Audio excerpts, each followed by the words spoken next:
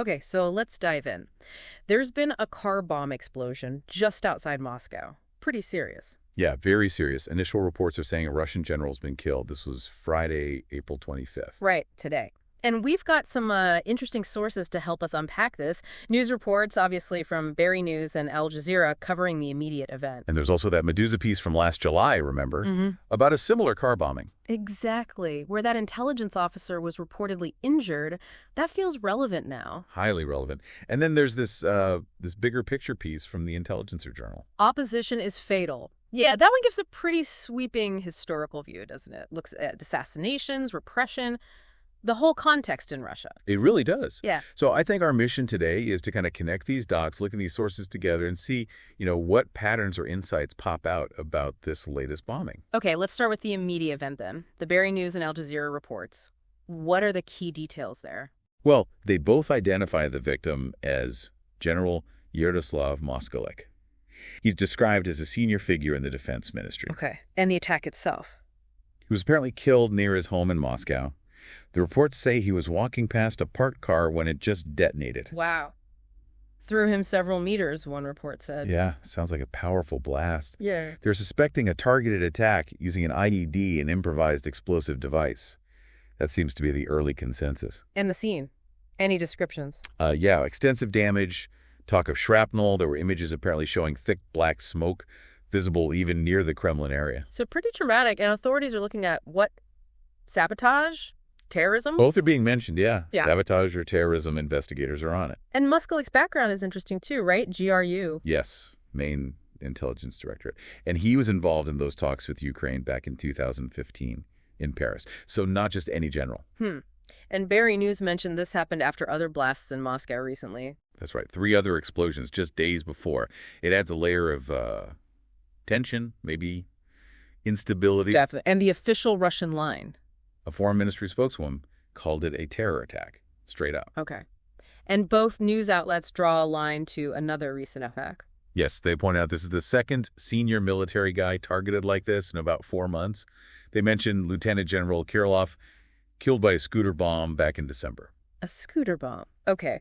So this brings us back to that Medusa report from last July. What were the parallels there? Well, it's strikingly similar in some ways. Another car explosion in Moscow.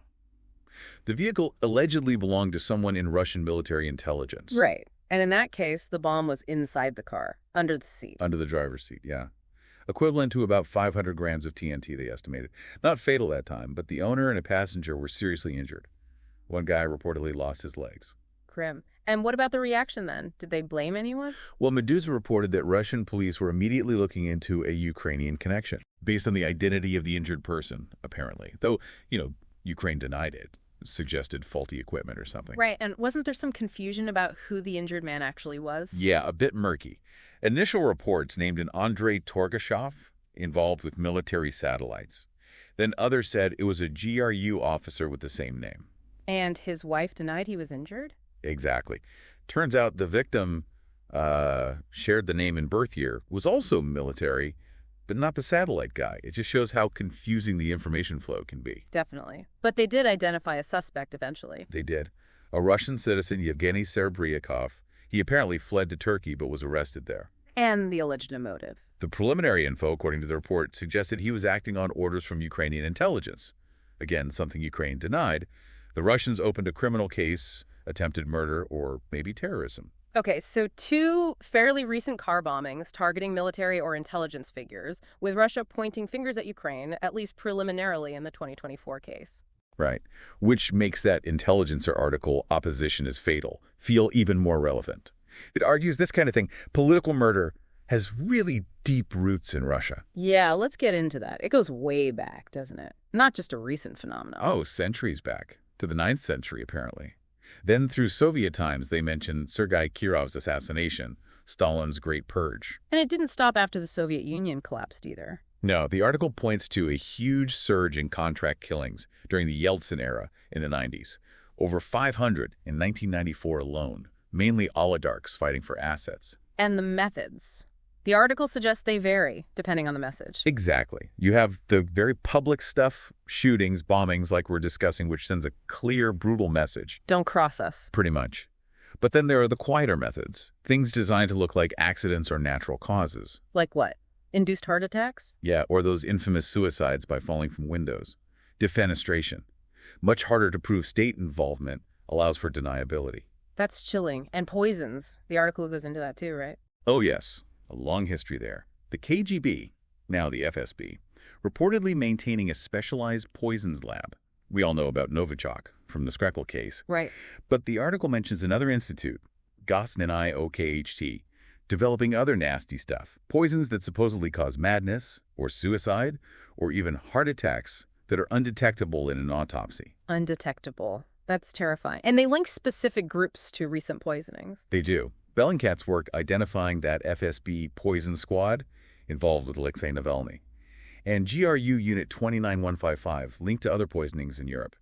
It suggests these aren't isolated incidents, but part of a system, a state capability. Even the article implies, yes.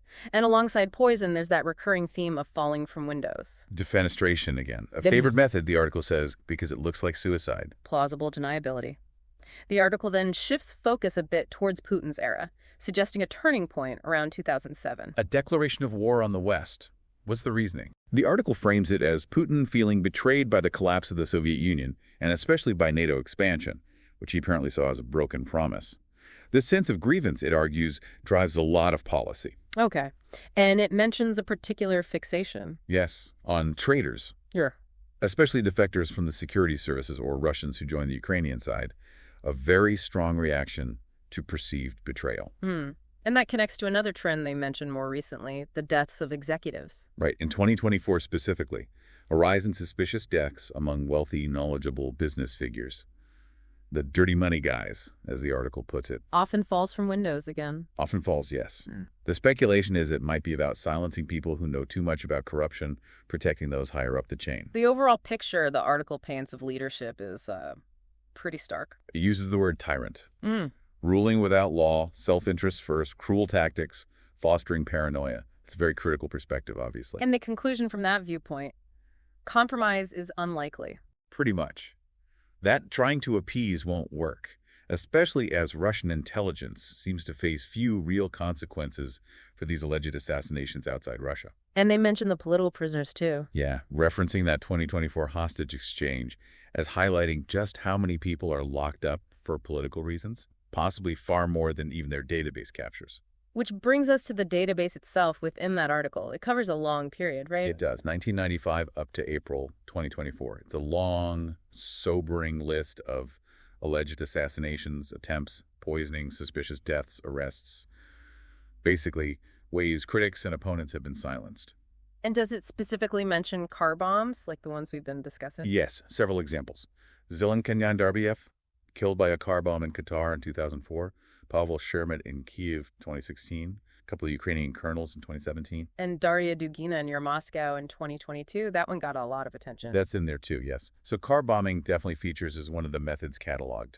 Alongside the shootings, the various poisons, the falls, the alleged heart attacks. It's quite a range. It really is. And significantly, many individuals in that database have backgrounds similar to Moskalik or the victim in the 2024 bombing, military or intelligence connections. Although the article itself acknowledges confirming details is hard. Absolutely. They're upfront about the challenges, official secrecy, biased reporting, but they argue the sheer number of these incidents points towards wet affairs, assassinations, being a real and frequently used tool of the state. Okay, so we have the recent bombing, the similar 2024 incident, and this deep historical context suggesting a pattern. But there's one more piece of the puzzle from today's news cycle, isn't there? Ah, yes, the Trump envoy. The Independent is reporting that Steve Witkoff, described as Trump's envoy, is actually in Moscow right now. On the same day as the bombing? Apparently so. And he reportedly met with Vladimir Putin. For talks about Ukraine. Yes, talks on peace in Ukraine. Trump himself has commented saying they're very close to a deal, but also that the talks are very fragile. Has this envoy met Putin before? This was reportedly the fourth meeting. They're discussing a U.S. proposal described as a final offer for peace. A final offer. Any details on what's in it? The report mentions one major element, legally recognizing Crimea as being under Russian control. Wow. That aligns with things Trump has said before, doesn't it? That Crimea would stay Russian, blaming Kiev for the war because of NATO talk. It does align with those previous statements, Oh. yes. It's obviously a hugely contentious point. Hugely. I remember Kyiv's mayor, Klitschko, got into hot water just for suggesting Ukraine might have to cede land for peace. Ukraine officially rejects that completely. Absolutely.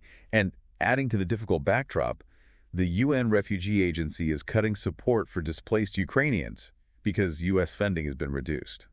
So you have this high-stakes diplomacy apparently involving major concessions happening literally at the same time as this violent, targeted killing in Moscow. The timing is certainly notable. It adds yet another layer of complexity to everything. Okay, so let's try and sort of bring this all together. This latest car bomb killing General Moskalik, it doesn't look like a random event when you put it next to everything else. Not at all.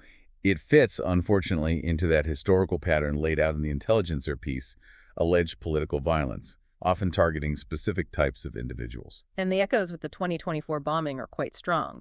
Military or intelligence target, car bomb, Moscow location. Very strong parallels. Even with Ukraine denying involvement in both cases, the pattern is there. And that database really underscores that this isn't new, and the methods are varied, but car bombs are definitely in the playbook. Affecting military and intelligence people seems common too. Exactly. It suggests a consistent, if brutal, approach to dealing with perceived enemies or troublesome figures within those circles. Then you throw in the timing of these peace talks, with the reported U.S. envoy meeting Putin, discussing potentially huge shifts in policy, like recognizing Crimea. It makes you wonder, doesn't it? Are these events connected? Is the bombing meant to send a message related to the talks, or perhaps related to internal power struggles influenced by the war and potential peace? Or is it entirely separate? We just don't know. Right. The sources give us context, patterns, but not definitive answers about this specific event's motive or perpetrator. Not yet, anyway. Precisely. But taken together, these sources paint a deeply unsettling picture. You're looking at the nature of political power, how dissent is allegedly crushed, and the potential tools used. And the implications go way beyond Russia's borders, obviously affecting the war, international relations, everything. Absolutely. So as you continue watching this unfold, the questions that linger are really about those internal dynamics in Russia. What does this pattern really signify about stability, control, or dissent within the system? And maybe the most crucial question for everyone watching: how could these internal events, this pattern of violence, ultimately impact the war itself and any genuine prospects for a lasting peace? Something to definitely keep thinking about.